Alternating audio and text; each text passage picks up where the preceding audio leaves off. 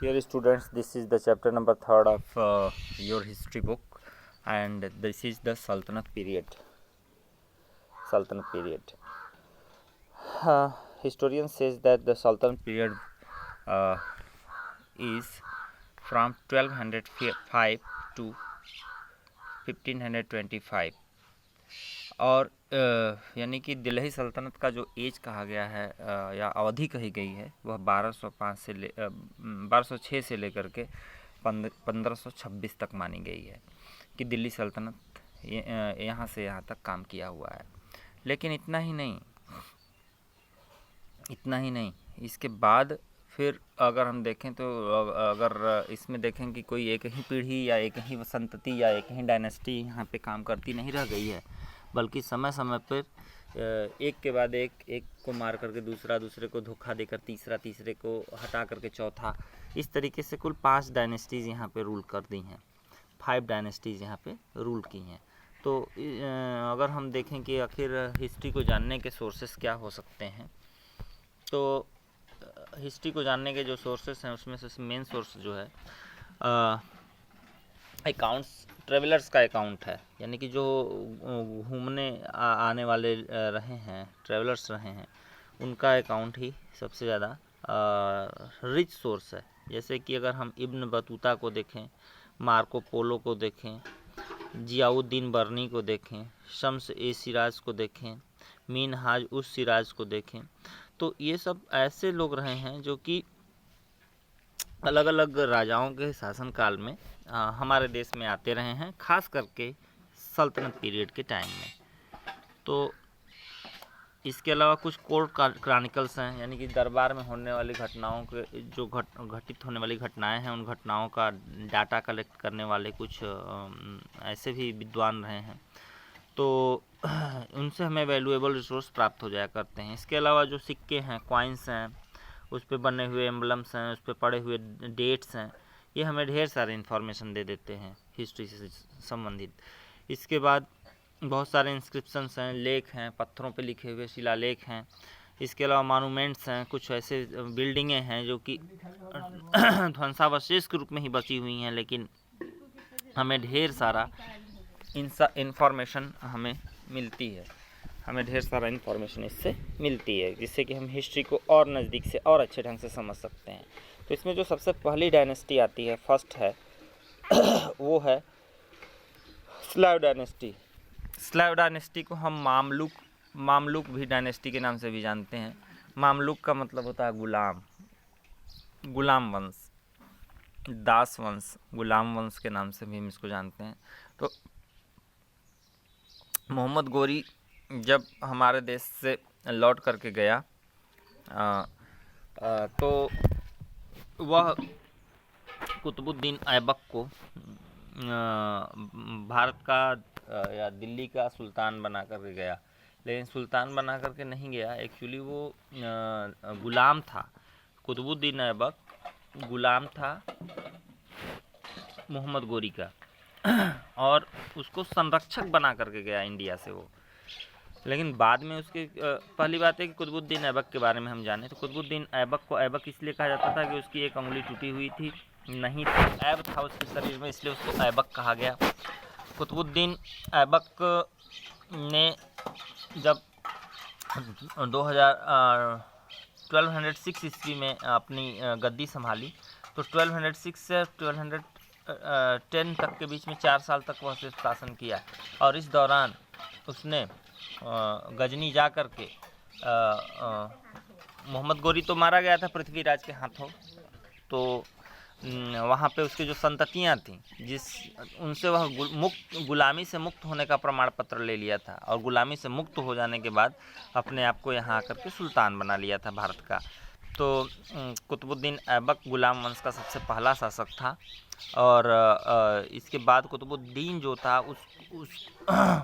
उसने कुतुबुद्दीन ऐबक को बहुत काइंड हार्टेड माना जाता था क्योंकि वह कुतुबुद्दीन ऐबक लाखों रुपयों का दान देता था। यानी इसको लाख बख्श इसलिए कहा जाता था क्योंकि वह 1 लाख रुपए तक का दान दे देता था। और कुतुबुद्दीन ऐबक चौरस जो हाथ पोलो होता है ना, घोड़े पर बैठकर जो पोलो खेला जाता है, वहीं पोलो खेलते समय उसकी गिर करके मृत्यु हो गई थी। अब अगर हम देखें कि गुलाम वंश का असली संस्थापक कौन था, तो शमसुद्दीन इल्तुतमिश नाम का एक व्यक्ति था, जो कि इस कुतुबुद्दीन ऐबक का दामाद भी था। तो शमसुद्दीन इल्तुतमिश इसका गुलाम भी था। कुतुबुद्दीन ऐबक का गुलाम शमसुद्दीन इल्तुतमिश और दामाद भी था। ऐसा नहीं कि दामाद नहीं था, नहीं, दामाद था। तो दामाद भी था और गुलाम भी था। तो यह 1211 से लेकर के 1236 तक यह जो है शासन किया। तो कुतुबुद्दीन ऐबक जो है, कुतुबुद्दीन ऐबक इल्तुतमिश का जो है उत्तराधिकारी भी बना और उसका दामाद भी था, योग्य भी था। और इसके यही असली सच कहें तो सुल्तनत का, गुलाम सल्तनत का, मामलुक सल्तनत का, स्लैब डायनेस्टी का इसी को अच्छा सबसे बड़ा संस्थापक माना जाता है, क्योंकि इसने चारों तरफ से सल्तनत की सुरक्षा की। इसने मंगोलों के आक्रमण तक को इसने कंट्रोल किया, यानी कि चारों तरफ से अपने नॉर्थ वेस्ट फ्रंटियर से जो मंगोल्स के आक्रमण हुआ करते थे, उससे भी इसको बचाया इसने। तो फिर आगे अगर देखें तो इसके 4 बेटे हुए, 4 बेटे और एक बेटी हुई। तो 4 बेटे तो एकदम कम में निकल गए। उसमें से एक भी ऐसा नहीं था जिसे कि इल्तुतमिश विश्वास के साथ अपना उत्तराधिकारी कह सके। लेकिन बाद में अंत में रजिया के अंदर इतने गुण आ गए, जैसे कि अस्त्र शस्त्र चलाना, राजनीति करना, यानी हर वो लक्षण जो एक सैनिक में होने चाहिए वो लक्षण इसमें दिखे। तब 1236 में रजिया खुद सुल्तान बनी अपने पिता की मृत्यु के पश्चात। लेकिन एक महिला होने के चलते उसको वह सम्मान नहीं मिला, वह सहयोग नहीं मिला अन्य अपने नॉबल्स से, जिससे कि वह सही ढंग से शासन कर सके। बल्कि उसका पूरा शासनकाल ही टेंशन से भरा हुआ था, स्ट्रगल से भरा हुआ था। रजिया का शासनकाल सिर्फ 4 सालों का था, लेकिन यह काफ़ी स्ट्रगल भरा हुआ था, संकट से भरा हुआ था। कोई भी नोबल उसका ध्यान उसका साथ नहीं देता था, क्योंकि वह महिलाओं के आज्ञा को मानना नहीं चाहते थे। और एक अच्छे षड्यंत्र के माध्यम से, एक षड्यंत्र करके 1240 में उसको मौत के घाट उतार दिया गया। रजिया का विवाह